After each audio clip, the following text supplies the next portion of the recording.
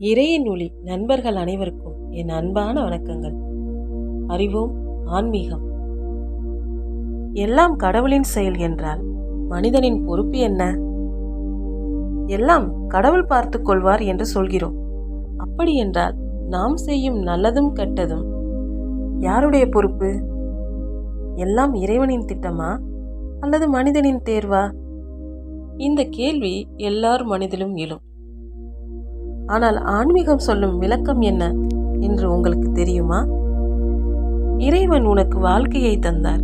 ஆனால் அந்த வாழ்க்கையை எப்படி வாழ வேண்டும் என்ற தேர்வை உன் கையில் தந்தார்.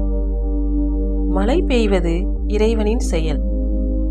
ஆனால் அந்த மழை நீரை சேமிப்பதா வீணாக்குவதா என்பது மனிதனின் முடிவு.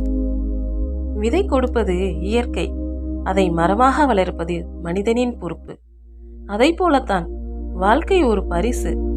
ஆனால் அந்த பரிசை அர்த்தமாக்குவது நம் செயல்தான். அதனால்தான் இறைவனை நம்புவது ஆன்மீகம், தன் செயலுக்கு பொறுப்பேற்பது அறிவு. இரண்டும் சேர்ந்தால்தான் முழுமையான வாழ்க்கை உருவாகிறது. நீங்கள் என்ன நினைக்கிறீர்கள்? எல்லாம் விதியா அல்லது மனிதனின் முயற்சியா? உங்கள் கருத்தை கருத்து பகுதியில் பகிருங்கள்.